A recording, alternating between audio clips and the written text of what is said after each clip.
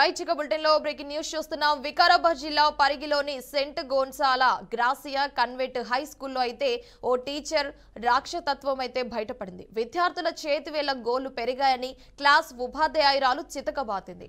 అరచేతి వెనుక భాగం, అరచేతి ముందు భాగంపై వేళ్ల బొక్కలపై కర్రలతో ఇష్టానుసారంగా కొట్టిందని స్టూడెంట్స్ వాపోయారు. వేళ్లపై తీవ్రంగా కొట్టడంతో తల్లిదండ్రులకు పిల్లలు సమాచారం ఇచ్చారు. దీంతో పాఠశాల ముందు పేరెంట్స్ ధర్నా చేపట్టారు. గోర్లు పెంచితే తమ పిల్లలపై ఇంత దారుణానికి తెగబడతారా అంటూ ప్రశ్నించారు విద్యార్థుల యొక్క తల్లిదండ్రులు. అయితే టీచర్ పై చర్యలు తీసుకోవాల్సిన ప్రిన్సిపాల్ అనుమానుషంగానైతే ప్రవర్తించింది. పిల్లలపై తమ ప్రవర్తన ఇలాగే ఉంటుంది, మీకు ఇబ్బంది అనిపిస్తే టీసీ ఇస్తామంటూ ఎటకారంగా మాట్లాడిందని తల్లిదండ్రులు చెప్తున్నారు. విద్యాధికారులు saint Gonsalo Garcia convent high school యాజమాన్యంపై చర్యలు తీసుకోవాలంటూ బాధితులు కోరుతున్నారు. నెయిల్స్ పెంచుకున్నదని ఈరోజు పాపను కొట్టిండు. అదే విషయమై ప్రిన్సిపాల్ని అడిగితే మీ ఇష్టం, పిల్లలు ప్రవర్తన సరిగ్గా లేదని మేము కొట్టినాము, మీకు ఇష్టం ఉంటే టీసీ ఇస్తాం, తీసుకెళ్ళండి అని రూడ్గా మాట్లాడుతున్నది. సరైన ప్రతిస్పందన లేదు దెబ్బల గురించి.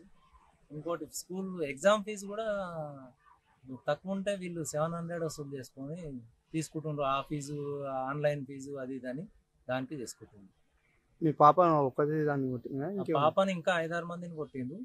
ఈమెకు పైన వేలు వెనుక, చేతి వెనుక సైడ్ కొట్టినందుకు వాసింది ఇద్దరికి పాపలకు. పేరు రామకృష్ణ.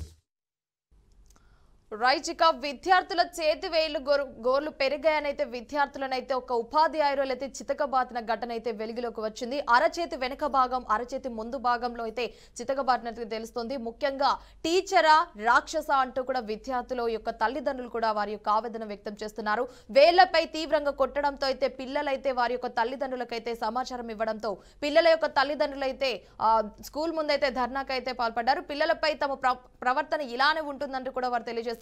మీకు ఇబ్బంది అనిపిస్తే టీసీ కూడా ఇస్తామంటూ కూడా ఎటకరంగానైతే ప్రిన్సిపల్ అయితే మాట్లాడినట్టు తెలుస్తుంది. రైట్ ఇక ఇదే అంశానికి సంబంధించి మరిన్ని అప్డేట్స్ మా క్రైమ్ బ్యూరో చీఫ్ ఇన్నారెడ్డి అందిస్తారు. ఇన్నారెడ్డి, చెప్పండి, అసలు వికారాబాద్ జిల్లాలో అసలు ఇంత దారుణంకి జరుగుతున్నా కూడా ఎలాంటి అధికారులు అయితే వీరిపై చర్యలు తీసుకోవాలంటారు? అసలు ఏం జరుగుతుంది, అక్కడ ఉన్న అప్డేట్స్ ఏంటి?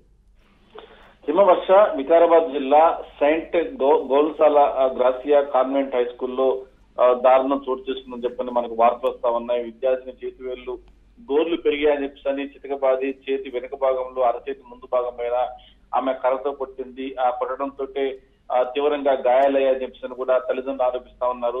అయితే అంటే ఎవరైనా సరే చిన్నపిల్లలుగా ఏదన్నా ఆ తప్పు చేసిన తర్వాత క్రమశిక్షణ లోపించినా కూడా చెప్పే విధానంలో ఉంటుంది. కాకపోతే ఇప్పుడు సోషల్ మీడియా పెరిగిపోయింది కాబట్టి ఇలాంటి ఘటన జరిగినప్పుడు చెప్పటంలో వాళ్ళు కొంచెం దురుసుగా ప్రవర్తిస్తున్న ఘటన చూస్తా ఉంది. అయితే గోర్లు పెరిగాయన్న చిన్న కారణంతో చేతి వెనక భావం మీద, వేళ్ల మీద కొట్టడం, అవి గాయాలుగా అవడం మీద తల్లిదండ్రులు ఆగ్రహం వ్యక్తం చేస్తున్న పరిస్థితి ఎదురైనప్పుడు కూడా టీచరు ఈ రకంగా ప్రవర్తించడం సరికాదు. ఒకవేళ టీచర్ కొట్టింది, తల్లిదండ్రులు పేరెంట్స్ పోయి ఈ టీచర్ మీద కంప్లైంట్ ఇచ్చినప్పుడు ప్రిన్సిపల్ కూడా అవసరమైతే ఫీజు తీసుకుని చెప్పిన వెటకరంగా మాట్లాడింది. అంటే అసలే బాధలో ఉన్న మమ్మల్ని ఇంకా వెటకరంగా మాట్లాడి మమ్మల్ని ఇన్సల్ట్ చేసిందని చెప్పి కూడా పేరెంట్స్ ఆరోపిస్తారు. మొత్తం మీద ఇలాంటి ఘటనలు చోటు చేసుకోవడం సరైనది కాదు. ఖచ్చితంగా స్కూల్ ఎవరైతే చిన్నపిల్లల మీద ఈ రకమైన దారుణానికి పొడిగట్టాడో మీద యాక్షన్ తీసుకోవాలని చెప్పని కూడా ప్రస్తుతం తల్లిదండ్రులు ఆరోపిస్తారు. ప్రస్తుతం అయితే మాత్రం